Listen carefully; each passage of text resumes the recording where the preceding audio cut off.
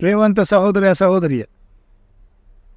ඉතින් දෙවියන් වහන්සේගේ සමාදානය ඇතුව ඒ තරන් වහන්සේට ගෞරවය දෙමින් ප්‍රශංසා කරමින් යේසුස් ක්‍රිස්තුස් වහන්සේගේ නාමයෙන් ඔබ සමග වචනේ බෙදා ගන්න මෙන්න අද දවසේ අපි ඇවිල්ලා ඉන්නවා. ඉතින් වගේ සහෝදරයා සහෝදරිය ගිය සතියේ ඔබ අන්තිම එක බැලුවා නම් ඔබට පොරොන්දු වෙනවා ඔසවා ගැනීම පිළිබඳ අපි පද කීපයක් බලමු කියලා. ඉතින් අපිට හරි ප්‍රීතියක් අපේ සභාවට ප්‍රීතියක් මේ වචනේ යන එක ගැන. අපිට ප්‍රීතියක් අපිට එන ප්‍රතිචාරය ගැන. මේ අපිව උඩදාන එකක් නෙවෙයි අපිව ප්‍රශංසා කරන එකක් නෙවෙයි මේකේ සේවකයන්ව මහිමයට පත් කරන එකක් නෙවෙයි අපිට ලැබෙන ප්‍රතිචාර අනේ ක්‍රිස්තුස් වහන්සේ අපිව නිදහස් කරානේ. දෙවියන් වහන්සේට ස්තුති වේවා කියලා කියන එක. ක්‍රිස්තුස් වහන්සේ එළිතරව වෙලා දැන් අපිට ඒ තරන් වහන්සේ ආත්මයන් වහන්සේ ක්‍රියා කරනවා කියලා කියන එක. බලාපොරොත්තුවක් ඇති වෙලා තියෙන එක. ක්‍රිස්තුස් වහන්සේගේ ඊම ගැන හැඟීමක් ඇවිල්ලා තිබෙනවා. ආත්මයන් වහන්සේ තුල ස්ථිරභාවයක් ඇවිල්ලා තියෙනවා. ඔව්. අපිට ක්‍රිස්තුස් වහන්සේ තුල දෙවියන් වහන්සේ මාධ්‍යයක් සූදානම් කරලා තියෙනවා කියලා. ප්‍රේමවන්ත සහෝදරය සහෝදරිය අපිට විශාල සතුටක්. මොකද මේ සේවය දෙවියන් වහන්සේ සාර්ථක කරලා තියෙන්නේ. මම පොඩි කාරණාවක් ඔබට ගේන්න යනවා. ඔබ සිහිය තබා ගන්න. අපි බයිබලයේ කිසිම පොතක් අඩුතක් සේරු කරන්නේ නැහැ. උත්පත්ති පොතේ ඉඳලා විවස්ථා පොත්, අනාගත වක්තෘගේ පොත්, මලාකී දක්වා මතෙව්, මාර්ක්, ලූක්, යෝහන් කියන පොත් 4 සහ ක්‍රියා පොතේ ඉඳලා එළිදරව් පොත දක්වා කිසිම පොතක් අපි සුළු කරන්නේ නැහැ. දෙවියන් වහන්සේගේ වචනය ශුද්ධාත්මයන් වහන්සේ කරන කොටගෙනයි ලියලා තියෙන්නේ. කොහොමද අපි සුළු කරන්නේ? ඔබටත් මම කියන්නේ ඒකයි, සුළු කරන්න එපා. එහෙනම් මොකක්ද අපි මේ කරන්නේ මේ සභාවේ? මොකක්ද අමුත්ත? මේ සභාවේ වෙනස තමයි මේ නියවිලි වල ක්‍රිස්තුස් වහන්සේව ශුද්ධාත්මයන් වහන්සේ කරන කොටගෙන එළිදරව් කරලා භුක්ති විඳින එක, ඒක එළියට දෙන එක. ඔබට දැන් වැටහෙනවද? එතකොට අපිට ක්‍රිස්තුස් වහන්සේව එළිදරව් වෙන්න ඒ පුරුෂයාව එළිදරව් වෙන්න අපිට මනාලිය එළිදරව් වෙන්න පටන් ගන්නවා. ඉස්සෙල්ලාම පුරුෂයාව එළිදරව් වෙන්න එපයි. ස්ත්‍රිය එළිදරව් වෙන්න කලින්. දැන් මේ ක්‍රිස්තුස් කියන මනාලයා එළිදරව් කරන්නේ මොන ප්‍රේරිතයද? ප්‍රේරිතයන් අතරේ කවුද? මම ඔබට පොඩි දෙයක් මතක් කරන්නම්. යෝහන් බෞතිස්ත කියනවා මනාලිය ඇත්ත මනාලයාය.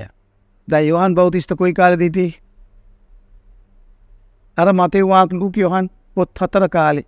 යේසුස් වහන්සේගේ සේවා කාලේ. යෝහන් අඳුන්ලා දෙනවා. යෝහන් කියනවා මම නෙමෙයි මනාලයා.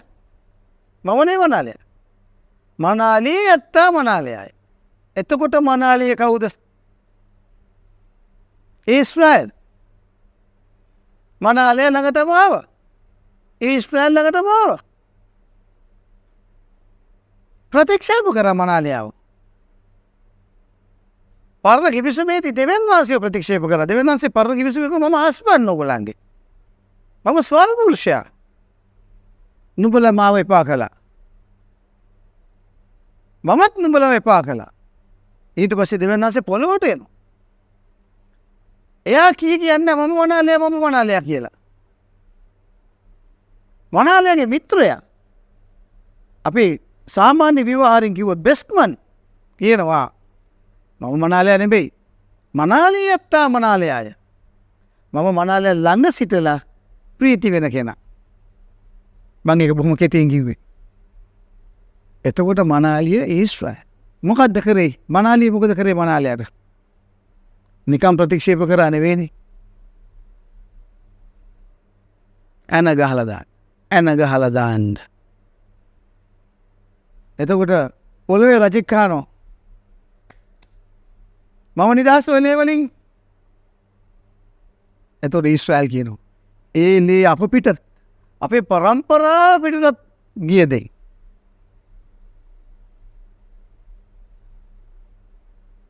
මනාලයාව ප්‍රතික්ෂේප කර දෙවෙනි වරට පරණ කිවිසුමේ ස්වාය පුරුෂය ආයත් ප්‍රතික්ෂේප කරා. ඉතින් ප්‍රේරිතයෝ ටික ඔක්කොම සේවය කරේ මේ ඊශ්‍රායල්ට. නමුත් දෙවියන් වහන්සේ පසු එක්කෙනෙකු ගෙන අන්‍ය ජාතීන්ට. අන්‍ය ජාතීන්ට සේවකයෙක් ගෙන පාවුලු කියන කෙනාව. ඒ පාවුලතුමාගේ යව්පත්‍රවල ක්‍රිස්තුස් කියන මනාලයාවත් එළිදරව් වෙනවා. අර අභිරහස් මනාලියවත් එළිදරව් වෙනවා. දෙන්නම අභිරහසක් නේ. මලුන්ගෙන් නැගිට කෙනානේ අපි බැඳිලා ඉන්නේ. එතකොට ඒ සභාවත් ඒ මලුන්ගෙන් නැගිට කෙනාට බැඳිලා නම් එයා මනාලිය නෙවෙයිද? එයා විවාහ බස් ලැබපු කෙනෙක් නෙවෙයිද? ප්‍රපෝසල් කරගත්ත කෙනෙක් නෙවෙයිද? කලින් එක්කෙනාට ආයි chance එකක් දීලා තියෙන මොහොතකට අතහැරීමක්. නමුත් පස්සේ බලන්න ඕනේ යා මනාලිය වෙනවද භාර්යාව වෙනවද මොකද්ද කියලා. අන්නේ ජාතීන්ට පුදුම මහිමයක් තේජසක් ලැබුණා. හොඳට හිතට ගන්න. මේ අභිරහස් ක්‍රිස්තුස් කියන කෙනා අභිරහසක් ඒක තේරෙන්නේ නැහැ සභාවට. ඒක තේරෙන්නේ මනාලියට පමණයි. නමුත් එක හොඳක් තිබෙනවා. මේ කාරණාව කියලා අපි එසවෙනවා කියන එකත් පිළි අරගන්නවා. යම් කිසි කණ්ඩායම් ඉන්නවා. නමුත් ඔවුන් කියනවා අපි මනාලිය නෙවෙයි කියලා. අන්න එතන තමයි පොඩි වෙනසක් හිටින්නේ. හැබැයි ඔසවා ගැනීම පිළිගන්න එක ලොකු දෙයක්. පාවලතුමා කොහොමද කියලා අහනවා. එහෙම කපුකමක් කරන්නේ. එයාට මොකද තියෙන බලය කියලා අහනවා. ක්‍රිස්තුස් වහන්සේට මනාලියක් හොයලා දෙන්න. ක්‍රිස්තුස් වහන්සේට බැරිද කියලා අහනවා මනාලියක් හොයා ගන්න. ඔබට මතකද? පොළොවට ආපු වෙලාවේ මනාලියා කවුද වැළැක්කුවේ? මිනිස්සුෝ නෙවෙයිද? ලියන්නෝ පරිශිවරු විවස්ථාව උගන්වන්නෝ නෙවෙයිද? සාමාන්‍ය යුදෙව් ජනතාවගේ ඇස් ටික වැහුවේ. ස්වර්ග රාජ්‍යයේ යතුරු තිබිච්ච අය ඒගොල්ලන්ට ඇතුල් වෙන්න දුන්නෙත් නැහැ. ඒගොල්ලෝ ඇතුල් වුණෙත් නැහැ. ඒගොල්ලෝ නෙවෙයිද? මිනිස්සයා නෙවෙයිද වැළැක්කුවේ? දෙවියන් වහන්සේට ඇරියා. එහෙනම් ඇයි ඔබට හිතෙන්නේ නැත්තේ? මං කියන්නේ මේ අහන හැමෝම නෙවෙයි. හිතෙන්නේ නැත්තේ ඇයි? ඔව් මේ පාවුලු කියන කෙනා දෙවියන් වහන්සේ විසින් තැබුවා ක්‍රිස්තුස් කියන අභිරහස් කෙනාට අර අභිරහස් මනාලියව ගේන්න. පාවුලතුමාට මෙහෙම කියන්න පුළුවන් නම් පොඩ්ඩක් අපි බලමු රෝම පොතේ 15 වෙනි පරිච්ඡේදයේ මේව වචනයක් තියෙන පාවුලතුමා කොච්චර නිර්භීතව මේක කියනවාද කියලා බලන්න. රෝම 15:8 ක්‍රිස්තුස් වහන්සේ දෙවියන් වහන්සේගේ සත්‍යතාවය උදෙසා චර්මච්ඡේදයේ මෙහෙකරුවෙක් වූසේකයි කියමි. දැන් කවුද කතා කරන්නේ? පාවුලතුමා. කා ගැනද කියන්නේ? ක්‍රිස්තුස් වහන්සේ ගැන. මොනවද කියන්නේ? ක්‍රිස්තුස් වහන්සේ චර්මච්ඡේදිතයන්ගේ සේවකයා. එහෙම කියන්නේ එතකොට පාවුලට තියෙන ඵලය අයිතිය මොකද්ද? පාවුලතුමාම තව තැනක කියනවා පේතරු චර්මච්ඡේදයේ සුභාරංචියට තෝරගත්ත කෙනා. මම අචර්මච්ඡේදිතයන්ට තෝරගත්ත කෙනා. එච්චර කතාවල් පාවුලතුමාට කියන්න පුළුවන් නම් දෙවියන් වහන්සේ ඊට ඇරලා නම් මොකක්ද අපි දැනගත යුත්තේ? පාවුලතුමා තුලින් මොකක්ද අපි දැනගත යුත්තේ? ආත්මයන්න් වහන්සේ කතා කරනවා. එහෙනම් අර කපුකම කරන්නේ ආත්මයන්න් වහන්සේ. පාවුලතුමා තුලින් කතා කරන්නේ ආත්මයන්න් වහන්සේ. එයා 2 කොරින්ති 11 පළවෙනි පද කීපේ අර ස්වල්ප අඥානකමක් කියලා වචනයක් පාවිච්චි කරනවානේ.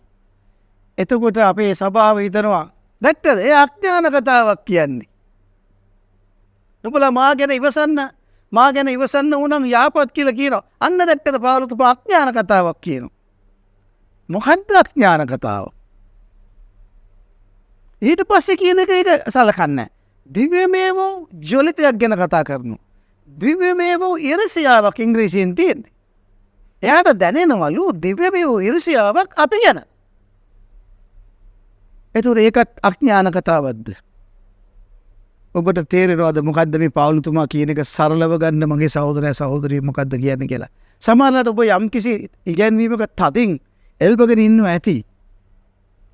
ආත්මයන් වහන්සේට ඉඩ දෙන්න. ඇයි පවුලුතුමා එවැනි ලද බොළඳ විදියට කතා කරන්නේ? මොකද්ද එයා කියන්නේ? අපේ සරල භාෂාවෙන් ගමුකෝ. අපි දිහා බලලා කියනවා. ඔයා නම් මනාලිය වුණා නේද? ඔයාට මනාලයව හම්බ වෙනව නේද? මම අතරමැදියනේ. මම තමයි කපුකම කරේ. ඒ වචනේ තියෙනවා. විවාහ බස් දුන් බැවින් මා විසින් විවාහ බස් දුන් බැවින් ක්‍රිස්තුස් යේසුස් වහන්සේ වන එක පුරුෂයෙකුට ශුද්ධ කන්‍යාවක් කියලා කියනවා. chaste virgin. CHASTE chaste virgin කියන්නේ මොකක්ද දන්නවද? වෙන පුරුෂයෝ නැහැ. වෙන පුරුෂයෝ නැහැ මේ කන්‍යාවට. නිකන් කන්‍යාවක් නෙවෙයි. එක පුරුෂයෙකුට විතරයි බැඳිලා ඉන්නේ. ඔබට තේරෙනවද මේ කියන කතාව? එතකොට කොයි තරම් බැඳීමද ක්‍රිස්තුස් වහන්සේට මෙයා? වෙන පුරුෂයන් සමග මාංශාකාරයෙන් සම්බන්ධයක් නැහැ. ඒ වචනේ පාවිච්චි කරන්නේ ඒකට chaste virgin කියන එක. එතකොට මේ මනාලියට එක පුරුෂයා ඉන්නේ ක්‍රිස්තුස් වහන්සේ. පවුලුතුමාට බලය තියෙනවා නම් කියන්න.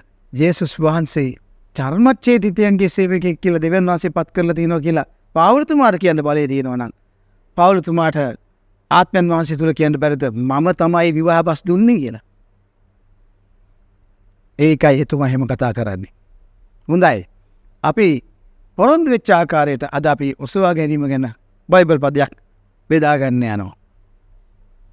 1 තෙසලෝනික 4 වෙනි පරිච්ඡේදයේ 15 සිට 18 දක්වා තමයි මේක තියෙන්නේ. ඔබගේ බයිබලයේ මේක මාක් කරගන්න සමහරු මාක් කරගන්න බයයි. බයිබලයට එහෙම හොඳ නෑ කියලා හිතනවා. බයිබලේ කිලුටු වෙයි කියලා හිතනවා. ඔබ මේ පද මාක් කරගත්තොත් ඔබට විශේෂයෙන්ම මතක් වෙයි ඔසවා ගැනීම ගැන මම පද ටිකක් මාක් කරගත්තා නේද කියලා. පහුගිය කාලේ වීඩියෝ වල අපි යෙසායා පොතෙන් පවා ගත්තනේ ඔසවා ගැනීම ගැන. යෙසායා 26:20. අපි එහෙම අරන් පෙන්නුවා. දැන් අද ගන්න යන්නේ අලුත් කිවිසුමේ අර පාවලතුමාම කියන බයිබල් පද කීපයක්. හොඳයි. මාත් එක්ක පෙරලා ගමු. හොඳයි මාත් එක්ක පෙරලා ගමු. 1 තෙසලෝනික 4:15 සිට 18 දක්වා.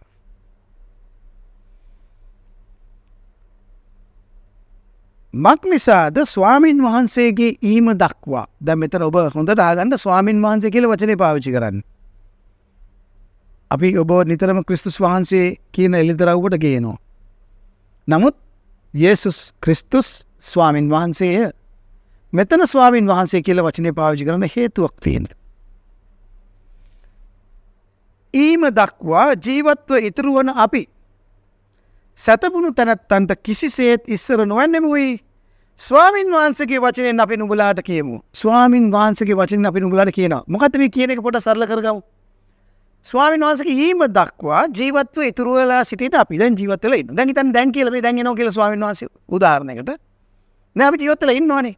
පොළේ ඔක්කොම ඒවට මැරෙන්නේ නෑනේ. එයා එනකොට ඔක්කොම මැරලා මුළු මිනිස් සංගතිය මැරලාද එයා ඉන්නේ නෑනේ. ඒ තනන් වහන්සේ එනකොට ඔබයිමයි ඉන්නව කවුරු හරි ඉන්නව. ඒ ජීවත් වෙලා ඉතුරු වෙලා සිටින අපි සතපුණු තැනැත්තන්ට ක්‍රිස්තුස් වහන්සේ තුල මලා වූ සතපුණු තැනැත්තන්ට කිසිසේත් ඉස්සර වෙන්නේ නැහැලු. කිසිසේත් කලින් යන්නේ නැහැලු. මේගොල්ලන්ට කලින් යන්නේ නැහැලු. එහෙනම් මේගොල්ලන්ට පස්සේද යන්නේ. එතකොට මේව ඉස්සර වෙන්නේ නැත්තම් එහෙනම් ඔක අනිත් පැත්තට වෙන්න එපේ. එහෙනම් මේගොල්ලෝ යනවා අපි පස්සෙන් යනවා. එහෙමත් නැත්තම් අපි දෙගොල්ලෝ එකට යනවා. දැක්කද? අවස්ථා තුනයිනේ. එක්ක අපි කලින් යනවා. එහෙම නැත්නම් ඒගොල්ලෝ කලින් යනවා. නැත්නම් අපි දෙගොල්ලෝ එකට යනවා. දැන් බලමු පොඩ්ඩක් වචනේ තියෙන්නේ කොහොමද? මක්නිසාද ස්වාමින් වහන්සේ ස්වාමින් වහන්සේම යන්නේ.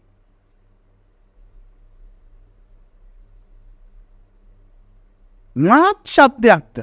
මේක තේරුම් කළ දෙන්න අමාරුයි. මහත් ශබ්දයක්. බොහෝ විට එයාගේ හඬ එන්න කියන එක වෙන්න පුළුවන්. තම තමන්ගේ භාෂාවෙන් වෙන්න පුළුවන්. කන් කියන එක වෙන්න පුළුවන්. ශබ්දයක්ද?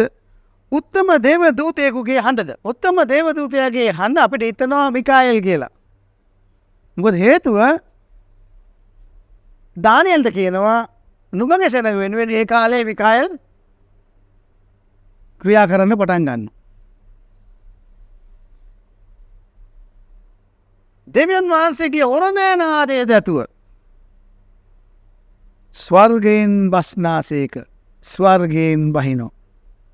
අන්න එතන ස්වර්ගය කියන වචනේ හරියට දාලා තියෙනවා. ක්‍රිස්තුස් වහන්සේ තුල මලා වූ අය පළමු කොට නැගිටින්නේය. ඔන්න දැන් අපි කියවන ක්‍රිස්තුස් වහන්සේ තුල මලා වරනවා කියලා. ඒගොල්ලෝ පළමු කොට නැගිටින්නේය. ඔන්න නැගිට්ටා. ඒ විට ජීවත්ව ඉතුරුව සිටින අපි. ඔන්න අපි. මොකද වෙන්නේ? ඔවුන් සමග අන්න ඉස්සරහට නෙවෙයි පිටිපස්සට නෙවෙයි ඔවුන් සමග ස්වාමින් වහන්සේ සම්මුඛ වන පිණිස වලාකුළු වලින්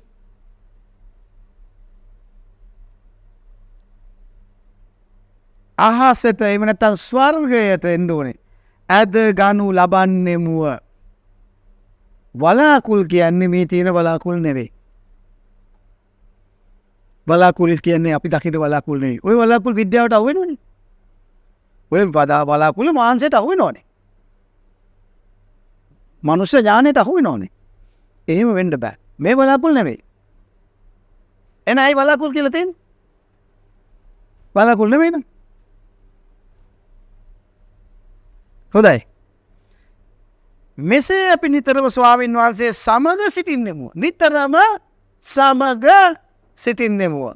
එහෙනම් නැවත පොළොවට එනකොටත් මේ ඔසවගත්ත කෙනා එනවා. නිතරම ස්වාමින් වහන්සේ සමග සිටින්නෙමු කිව්වම නිතරම ඉන්නවා කිව්වම ගිහිල්ලා ආයෙත් එනවා. ඒ නිසා මේ වචන වලින් එක්කෙනෙක් කෙනා සනසා ගනින්නලා. ඔන්න දැන් එක තෙසලෝනික පොතෙන් අරගත්තේ ඔබට පැහැදිලිව කියලා දෙන්න. ඉතිරි වෙලා ඉන්න අපි ක්‍රිස්තුස් වහන්සේ තුල ඉන්න අපි මුළු සභාවම යනවද? ලෝකයේ තිබෙන හැම සභාවක්ම යනවද? ලෝකයේ තිබෙන හැම සභාවක්ම යනවා නම් ඇයි අපි කියන්නේ අර සභාවේ ඉගැන්වීම වැරදි? මේ සභාවේ ඉගැන්වීම වැරදි? ඔවුන්ට ක්‍රිස්තුස් වහන්සේ නිදරව් වෙලා නැහැ. ඔවුන් විවස්ථාවේ යටතේ ඉන්නේ. ඒගොල්ලන්ව මෙතනට ඇදලා මොකටද ඇදලා ගන්නේ? ඇදලා ගන්න ඕනේ නැහැ නේ, එස වෙනවනේ. විවස්ථාවේ යටතේ මිශ්‍ර වෙලා පරණ එකේ අලුත් එකේ මිශ්‍ර වෙලා ඉන්න අය මොකටද මේකට ඇදලා ගන්නේ? ඒගොල්ලෝ එස වෙනවනම් වාඩි ඉන්න දෙන්නකෝ.